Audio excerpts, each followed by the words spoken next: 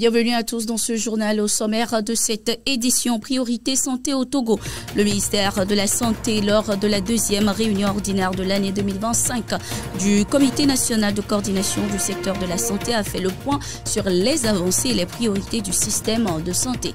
Objectif, améliorer la prise en charge sur tout le territoire. Le point dans quelques instants. À l'international, au Burkina Faso, plus d'1 million de déplacés sont rentrés chez eux. Le gouvernement burkinabé fournit ainsi aide alimentaire et formation. Point également dans quelques instants. C'était tout pour les titres. Bienvenue à tous dans ce journal. Et bien sûr, nous démarrons avec la santé au Togo. L'objectif d'améliorer la couverture médicale nationale a guidé les travaux de la deuxième réunion 2025 du Comité national de coordination du secteur de la santé du Togo, présidé ce 14 août 2025 par le ministre de la Santé et de l'Hygiène publique, le professeur Tiendare. Les participants ont analysé ensemble 4 axes prioritaires, notamment les résultats 2024 du plan national de développement sanitaire, les défis de recrutement et fidélisation du personnel soignant, la prise en charge des 2500 à 4000 morsures de serpents annuels et l'optimisation de la complémentarité publique-privée. Le ministre a ainsi souligné l'impératif de renforcer la coordination entre les différents niveaux du système de santé et d'instaurer une collaboration plus efficace entre acteurs publics et privés. Cette réunion trimestrielle rassemblant l'ensemble des parties prenantes du secteur vise notamment à accélérer l'atteinte des objectifs du PNDS 2023-2027 pour une meilleure santé des populations. Toujours avec le Togo, la gendarmerie nationale togolaise a déjoué les plans d'un dangereux réseau criminel grâce à une opération minutieusement menée à Lomé et ses environs. 3 individus qui sont à Point Omefa, G. Point Frido et à Pointe Doucet ont été interpellés pour leur implication dans une série de cambriolages ciblant des résidences d'expatriés et des agressions sexuelles organisées via les réseaux sociaux. Les enquêteurs ont révélé que les suspects utilisaient de faux profils et numéros étrangers pour piéger leurs victimes avant de les agresser dans les lieux isolés, allant jusqu'à filmer les actes pour estorquer les victimes. 6 cas d'agression ont déjà été identifiés. Cette opération démontre notamment l'efficacité des unités spécialisées de la gendarmerie du Togo qui, par leur professionnalisme, ont pu mettre fin aux activités de ce réseau.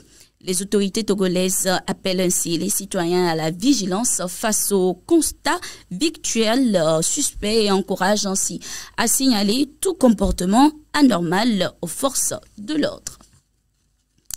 Et bien sûr, nous restons toujours au Togo dans cette édition. Le palais des congrès de Kara a abrité ce 13 août 2025 la 3e édition du Forum des femmes pour la femme et l'enfant 3FE.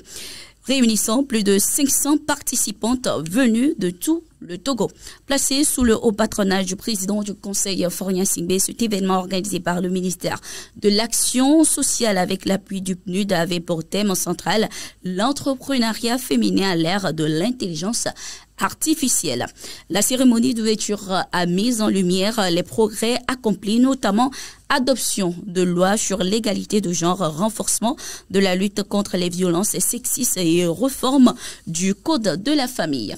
Les débats ont particulièrement insisté sur la nécessité de réduire la fracture numérique qui touche les femmes rurales, proposant des solutions concrètes comme la création d'un fonds spécialisé dans les sciences et technologies ou l'augmentation des bourses d'études scientifiques pour les jeunes filles.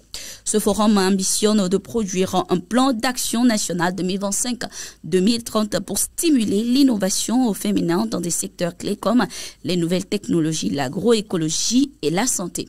Un appel a été ainsi lancé pour faire du leadership féminin un levier majeur du développement togolais. Religion, à présent, ce dimanche, un culte mémorable s'est déroulé à l'église de l'Assemblée de Dieu de Voativi.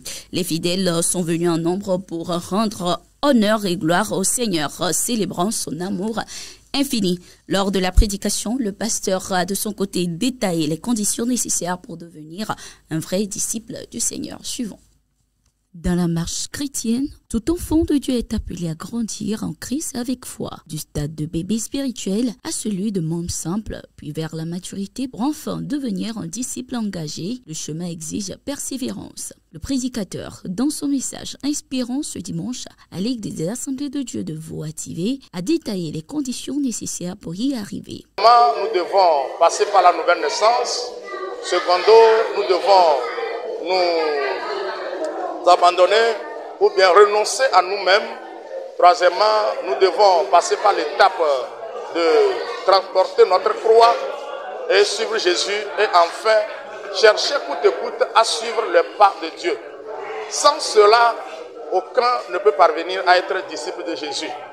Donc, nous donnons ces 4 étapes pour aider à ce que tous les membres qui sont dans l'Église savent que sans ces étapes, nous ne pouvons jamais parvenir à l'étape du disciple. Et je fais un appel à tous ceux qui sont chrétiens dans le monde entier que participer ou bien être membre d'une église n'est pas suffisant. Il faut chercher à être disciple de Jésus. Et pour y parvenir, il faut que ces 4 conditions puissent avoir lieu dans nos vies. À la sortie du culte, l'enthousiasme était palpable. Plusieurs fidèles, touchés par la prédication, ont pris d'importantes résolutions.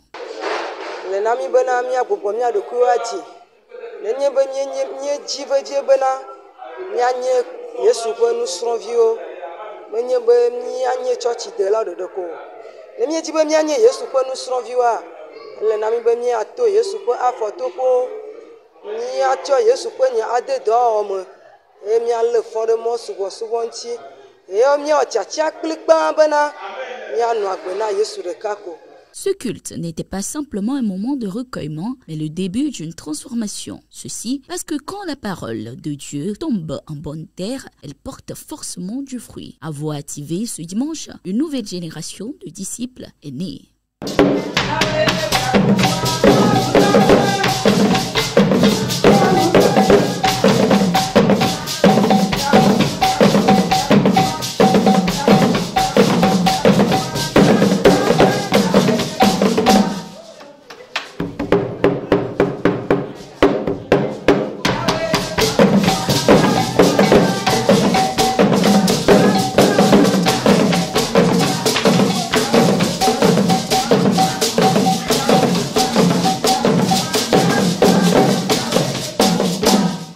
Dans le royaume de Dieu, auras-tu ta place? C'était le thème de la prédication à l'église des Assemblées de Dieu de Lama Saoudé ce dimanche. Les fidèles ont été encouragés à mettre en place certains points pour prendre part au royaume de Dieu. Suivons cet élément.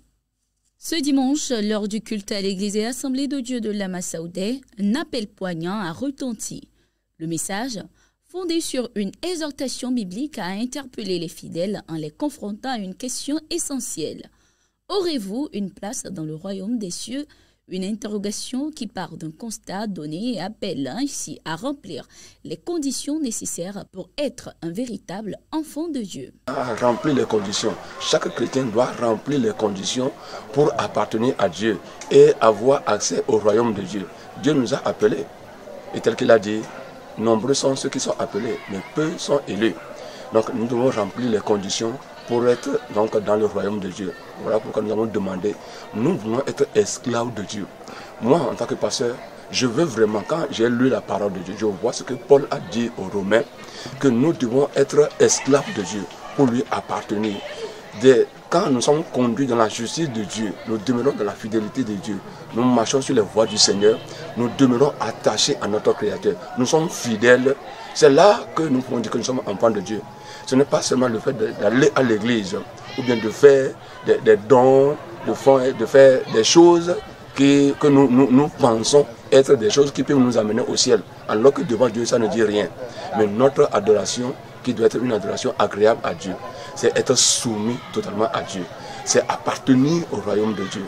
Et nous devons cultiver un cœur intelligent. Ce cœur-là demande à ce que nous puissions connaître les voies de Dieu. Dieu nous a appelé comment nous voulons vivre. Il faut que notre cœur nous amène maintenant, par l'Esprit de Dieu, à connaître ce que Dieu attend de nous. Comment nous devons l'adorer, comment nous devons le suivre.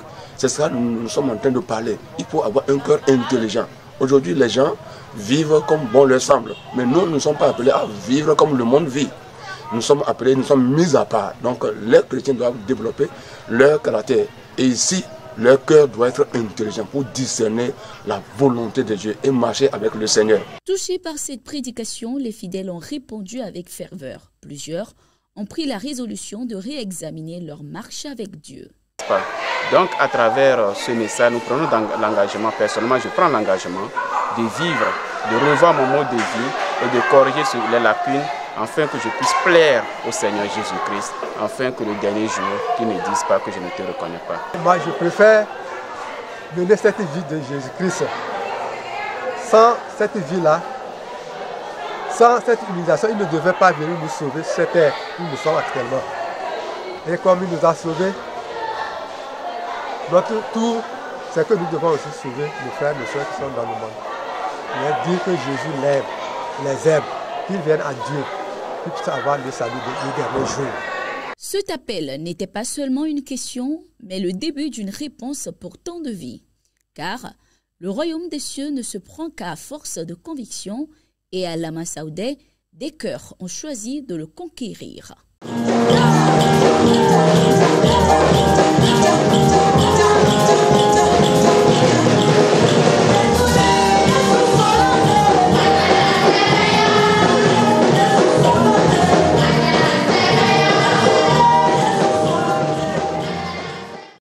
À l'international à présent, le Burkina Faso enregistre une nette amélioration de sa situation humanitaire. Selon le dernier bilan officiel, plus d'1,060,000 personnes déplacées internes ont regagné leur village d'origine au 30 juin dernier, soit une augmentation de 50 000 retours par rapport à fin 2024. La ministre de l'Action humanitaire, Passawende Pélagie Kaboré, a dévoilé ces chiffres lors d'un conseil de suivi présidé par le Premier ministre Rim Talba Jean-Emmanuel Ouedraogo.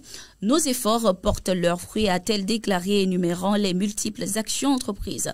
Distribution de kits d'urgence, scolarisation d'enfants vulnérables, formation professionnelle et soutien psychosocial à grande échelle. Sur le terrain, les autorités ont mis en place des solutions concrètes pour faciliter la réinsertion. Près de 200 hectares de terres agricoles ont été réhabilités dans les régions du centre, du plateau central et du centre-ouest, permettant ainsi aux populations de retrouver une activité génératrice de revenus.